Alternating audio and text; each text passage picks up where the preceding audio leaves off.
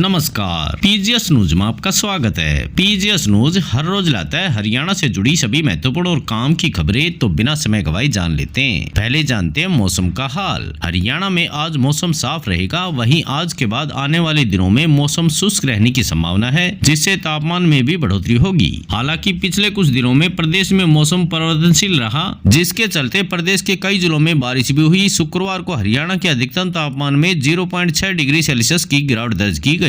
प्रदेश का अधिकतम तापमान सामान्य से 2.4 डिग्री सेल्सियस अधिक पहुंच गया है। इधर प्रदेश का सबसे गर्म जिला सिरसा रहा, जहां का अधिकतम तापमान 42.4 डिग्री सेल्सियस दर्ज किया गया। आगे समाचारों में नूंह जिले के तावड़ू खंड के गांव गुरनावट में वक्फ बोर्ड प्रशासन द्वारा नोटिस जारी होने से ग्रामीणों में हड़कंप मचा हुआ है। वक्फ बोर्ड ने 20 कनाल जमीन को अपनी बताते हुए इसे खाली करने के नोटिस जारी किए। 17 अप्रैल तक वक्फ की जमीन को खाली करना था, लेकिन कई कारणों के चलते कब्जा खाली करने की कार्रवाई टाल दी गई। अब ग्रामीणों और वक्फ प्रशासन के बीच भूमि विवाद गहराता जा रहा है। आगे समाचारों में हरियाणा में गुरुग्राम के मेदांता अस्पताल में एयर होस्टेस से डिजिटल रेप केस में आज पुलिस पीड़िता का मेडिकल कराएगी। खुलासा हुआ है कि आरोपी टेक्नीशियन ने 4 मिनट तक एयर होस्टेस के प्राइवेट पार्ट से छेड़छाड़ की थी। पुलिस के हाथ इससे जुड़ी एक सीसीटीवी फुटेज लगी है। आगे समाचारों में हरियाणा के सूबेदार लद्दाख के सियाचिन ग्लेशियर में शहीद हो गए। शहीद सूबेदार जम्मू एंड कश्मीर राइफल में थे। पिछले साल ही उन्हें सूबेदार के पद पर प्रमोशन मिली थी। उनकी पार्थिव देह सैन्य सम्मान के साथ लद्दाख से हवाई जहाज के जरिए रवाना कर दी गई है, जहां से वे दिल्ली पहुंचेंगे। इसके बाद पार्थिव देह सिरसा लाई जाएगी। इसके बाद आज 21 अप्रैल ही सिरसा स्थित पैतृक गांव झोपड़ा में उनका राजकीय सम्मान के साथ अंतिम संस्कार किया जाएगा। शहीद सूबेदार के पिता बलवंत सिंह का निधन हो चुका है। घर में मां रचना कौर, भाई हरदेव सिंह, पत्नी गुरविंदर कौर और 2 बच्चे उपराज सिंह व मनरीत कौर हैं। सूबेदार बलदेव के शहीद होने की सूचना मिलते ही सोमवार सुबह से रिश्तेदार और ग्रामीण अंतिम दर्शन के लिए उनके घर पहुंच रहे हैं। आगे समाचारों में हरियाणा के पानीपत में 2 भाइयों ने सगे भाई की मौत पर जश्न मनाया। इनकी प्रताड़ना से तंग आकर ही भाई ने ट्रेन के आगे लेटकर आत्महत्या कर ली थी। उसकी मौत पर छोटा और बड़ा भाई इतने खुश हुए कि उन्होंने जलती चिता के पास ही शराब पार्टी कर डाली। इतना ही नहीं, जब भाई की 13वीं की रस्म पूरी हुई तो उसकी पत्नी से भी झगड़ने लगे। इनके बीच प्रॉपर्टी का विवाद चल रहा है। इस मामले में मृतक की पत्नी ने पुलिस को शिकायत दी है। शिकायत के आधार पर पुलिस ने आत्महत्या के लिए मजबूर करने का मामला दर्ज कर लिया है।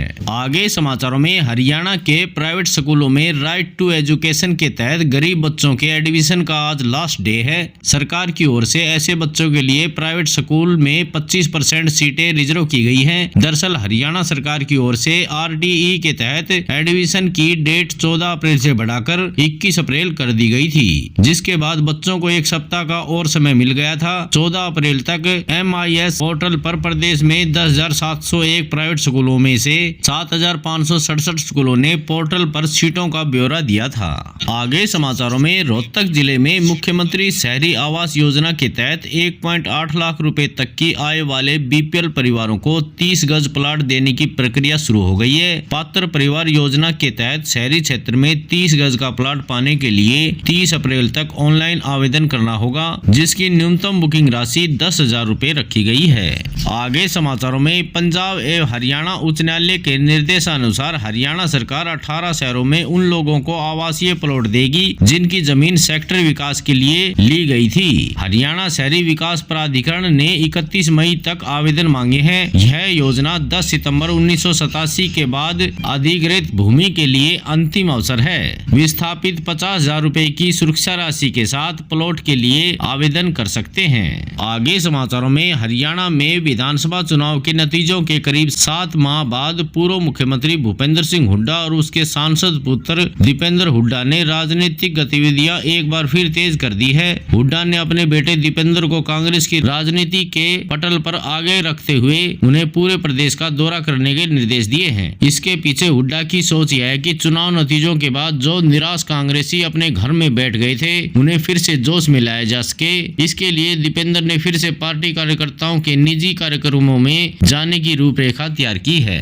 आगे समाचारों में आम आदमी पार्टी के अनुराग ढांडा ने भाजपा के 24 घंटे बिजली देने के वादे पर सवाल उठाए हैं। उन्होंने कहा कि भाजपा सरकार 1 दशक से अधिक समय से सत्ता में है, फिर भी हरियाणा की जनता बिजली संकट से जूझ रही है। ढांडा ने दिल्ली में आप सरकार के दौरान 24 घंटे बिजली आपूर्ति का उदाहरण दिया और भाजपा पर जनता को अंधेरे में धकेलने का आरोप लगाया। आगे समाचारों में हरियाणा कांग्रेस में संगठन और विधायक दल के नेता के चयन में देरी से नाराज विधायकों को मनाने के लिए पार्टी हाईकमान ने बैठक बुलाई है। 22 अप्रैल को दिल्ली में होने वाली इस बैठक में प्रदेश के सभी बड़े नेता मौजूद रहेंगे। बैठक में पार्टी कार्यक्रमों पर चर्चा के साथ ही राज्य में भाजपा के खिलाफ आंदोलन खड़ा करने की संभावना है। आगे समाचारों में भिवानी और मानहेरू के बीच रेलवे लाइन के दोहरीकरण के चलते 21 अप्रैल से 11 मई तक 11 ट्रेन रद्द कर दी गई है। 9 ट्रेनों का रूट डाइवर्ट किया गया है। इसके अलावा 16 ट्रेनों को आंशिक रूप से रद्द कर दिया गया है। बता दें कि भिवानी मानहेरू के बीच रेलवे लाइन दोहरीकरण कार्य के चलते ब्लॉक किया गया है, जिसके चलते भिवानी से रेवाड़ी रूट की ट्रेनें सबसे ज्यादा प्रभावित हुई हैं। आगे समाचारों में हरियाणा में अमरनाथ यात्रा के लिए भगवान शिव के भक्तों की भीड़ बैंक काउंटरों पर लगनी शुरू हो गई है। अमरनाथ जी श्राइन बोर्ड द्वारा यात्रा के रजिस्ट्रेशन के लिए हरियाणा में PNB,